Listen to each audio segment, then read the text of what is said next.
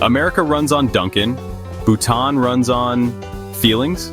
It sounds like a punchline, but it's actually a window into two totally different ways of seeing the world. In the US, we're fueled by caffeine and ambition, always on the move, always reaching for that next big thing. In the US, success is measured by money. Dow Jones, S&P 500, your credit score.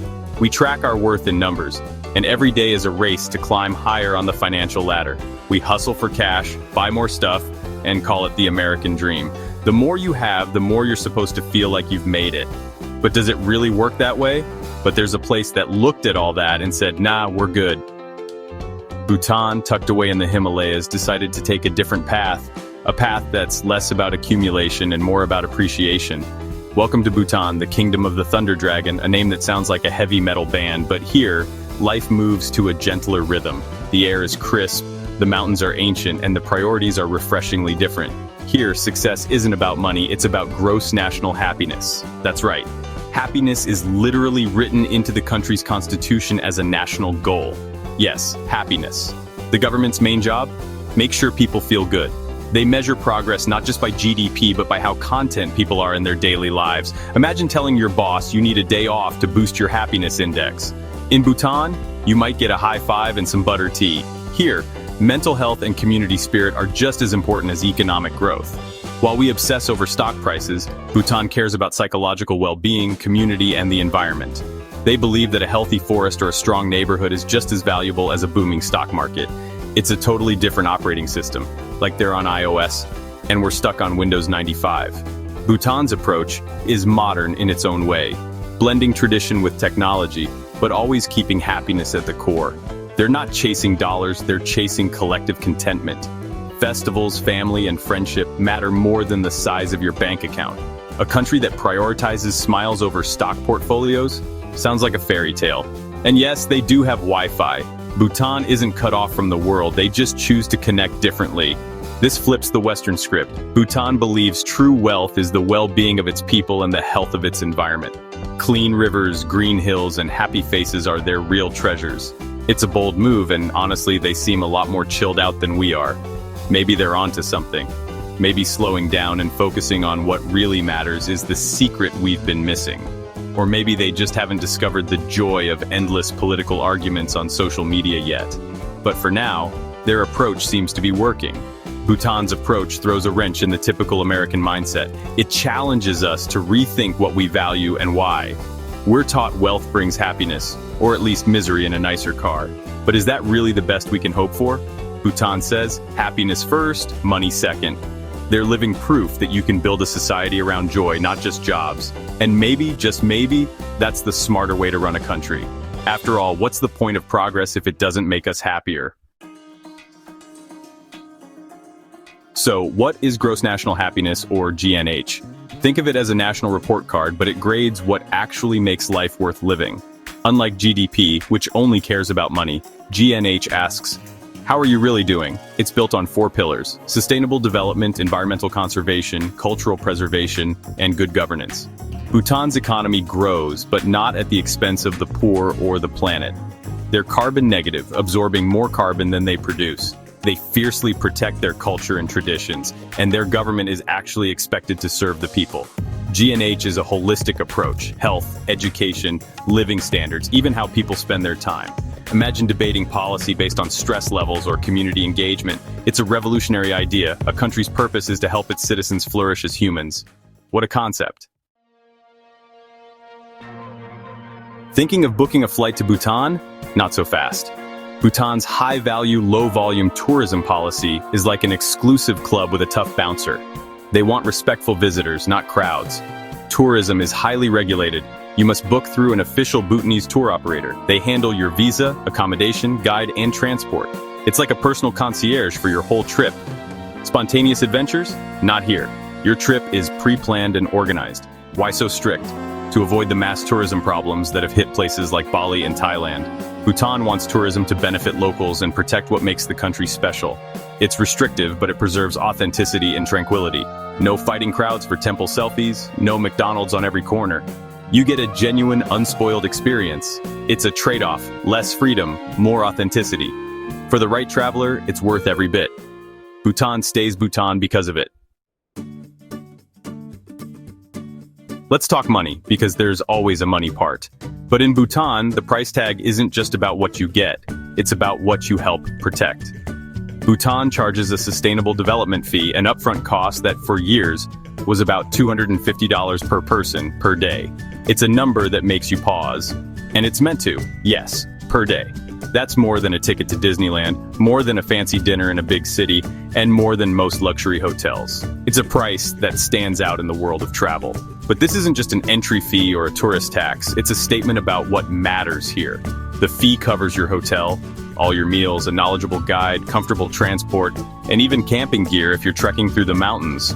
It's a package designed for a deeper experience. Plus, a portion of what you pay goes directly to funding free healthcare and education for Bhutanese citizens, supporting the country's well-being. So you're not just paying for a vacation, you're investing in a society, helping sustain a unique way of life. This fee is the engine of their high-value, low-volume model, which keeps Bhutan's treasures unspoiled. It limits numbers, ensuring visitors are committed and respectful. It's crowd control, Bhutan style, and it works. No jostling for space, no overrun landmarks, no coupon codes, no Black Friday deals. The price is the price. It's transparent and it's fair. It forces you to rethink the value of travel, to consider what you're really seeking when you cross borders.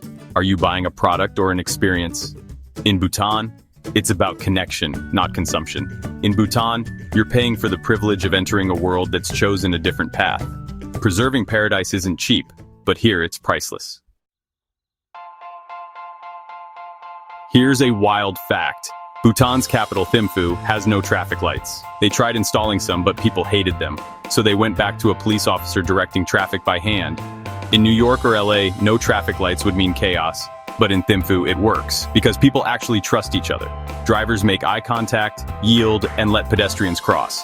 It's a synchronized dance, coordinated by a single officer in a decorated booth. It's the ultimate trust exercise. Bhutan believes its citizens can handle intersections without machines. That's a level of collective chill that's hard to imagine elsewhere.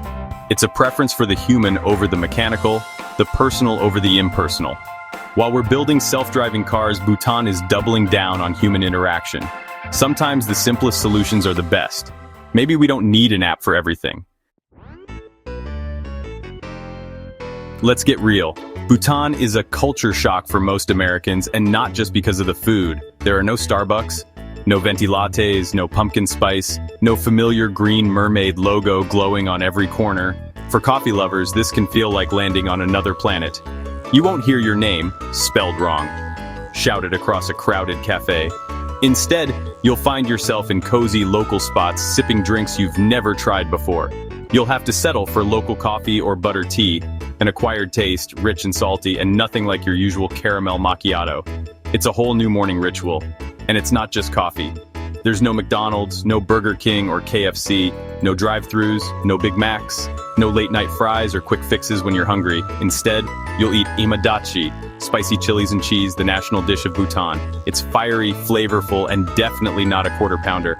Some visitors fall in love with it, while others just miss their comfort food. But every meal is an adventure. The lack of familiar fast food might make you twitch. And the internet? Well, that's another story. Wi-Fi exists, but it's not always fast or reliable. Sometimes it feels like the whole country is on airplane mode. Your Instagram stories might take a while to upload. Forget about streaming your favorite shows or FaceTiming friends back home at lightning speed. This is a country that wants you to look up at the mountains, not down at your phone. The scenery here is the real show, and it's best experienced with your own eyes, not through a screen. For some, it's a digital detox. For others, a nightmare. But either way, it's a break from the constant buzz of notifications. If you can't post a #blessed temple selfie, did you even go? It's a question that might haunt your feed. But this simplicity is part of the Bhutan experience. Life moves at a different pace here, and that's the beauty of it. It strips away distractions and forces you to engage with the world directly. You'll find yourself talking to locals, tasting new foods, and soaking in the moment. Can you survive without your daily dose of corporate America? It's a challenge, but also an opportunity to rediscover what travel is all about. It's a test, but you might discover a world that doesn't need golden arches to be fulfilling. You might even find yourself enjoying the freedom. There might be withdrawal symptoms.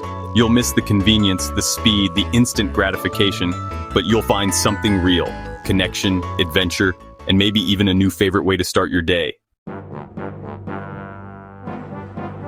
If you get past the lack of lattes and the daily fee, Bhutan is breathtaking. The Himalayas here aren't just mountains, they're snow-capped giants. Over 70% of the country is forested by law.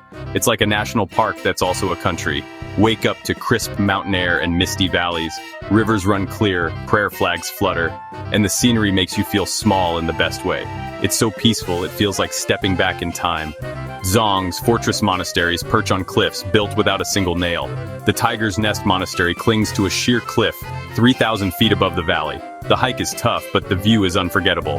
The silence is profound, just wind, birds, and monks chanting. It's a Bob Ross painting come to life. The beauty isn't just what you see, it's what you feel.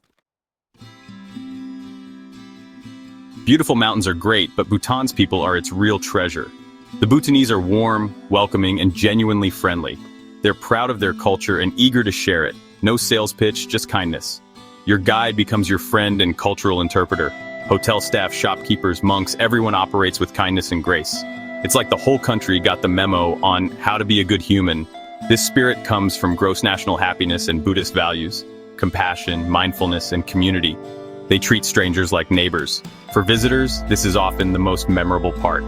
You'll remember the monk who offered you tea, the family who invited you in, the kids who waved.